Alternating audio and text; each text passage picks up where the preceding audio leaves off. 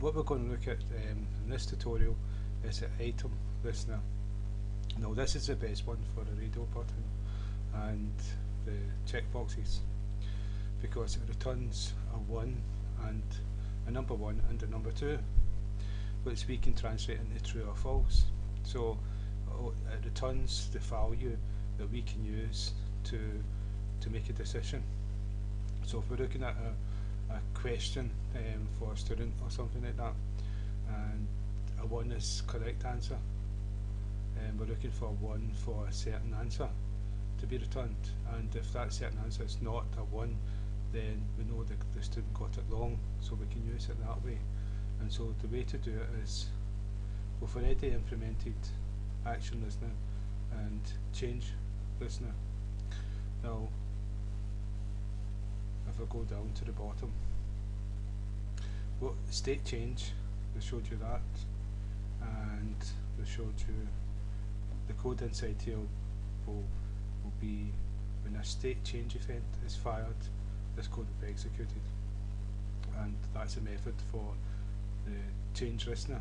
Now the event listener, the action listener, action performed is a method, and action event is passed to action performed, and the code within here will be executed when an action event is fired. Now to implement the item listener, we can just do the same thing again. It's item listener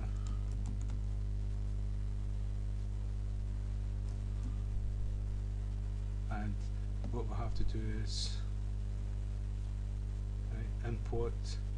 It's not been imported yet, so we'll import it, and then we'll have to like implement the methods, and so this is unimplemented methods, and that goes to the bottom. So any code that we put inside, and the item listener is item state changed, and it's an item event that's fired, and so the code that we put in here when an item event is fired will be executed here. And so now that we've got, what we'll do is we'll print out what happens, and so e dot and get state change. So what this is going to do is it's going to return an integer.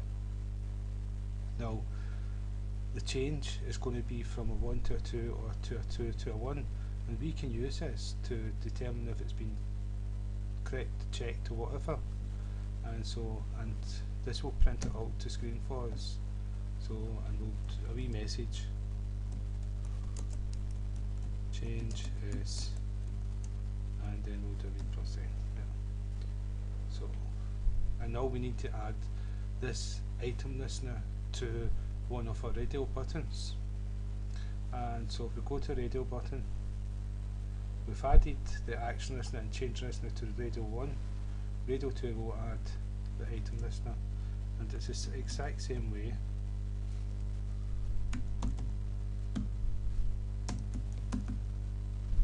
Add change listener, and it's F because that's what we called the instance of this class which implements it. And so that's us added. We've also got the action listener, so when we actually click the second radio button, we'll get the add listener to it, plus we'll get the code that was executed with it. And if we hover over the change listener one, we'll get a message from the first radio button because that's still activated. And so if we save and run the program, now it's the second radio button. I'll move this over here. So it's the second radio button that's got the code. And so radio 2 correct, radio 1 false, radio 2 false, radio 3 false, and the state has changed, but we've not accessed. This is because state changed. State has changed. Right. seem to have added this to the second. I'm going to just check the code. Let's see. So we've got the change listener.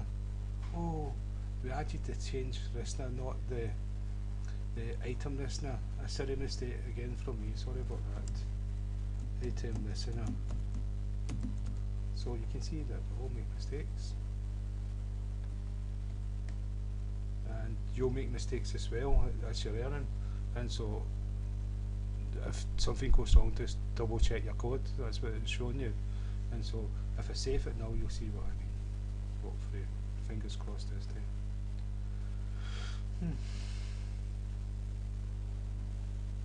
And so if I click the second button, what we've got is the change is 1, and what's after 1 is a change. What's after is to do with the action listener that we put in, where we correct radio to correct, and we gave all the values of radio 1, radio 2, and radio 3. If I click it again, if I click a different one, then the state of Scott not cool is going to change, and you can see it's changed even though we clicked another button. Scott not cool went from being correct to incorrect, so it was selected and not selected, and that change became a 1. So if we click again, then it's a 1 for click, and I'm clicking it again, but we're not getting anything. We're not getting that 1 because it's already a 1. It's not changed. It only show you it when it's changed. So if I click outside that, it's changed to 2, and 1 when we click it. So what that means is that we can use that 1 value and the 2 value to determine if the student has clicked the correct answer or not, or for whatever we're going to use it for. And so that's item listeners. And so you can use it for many different things. You can use item listeners for like many different things. I'm not going to go into it, but obviously you can do checkboxes and all the rest of it. So that's another listener. So I hope that's been useful. And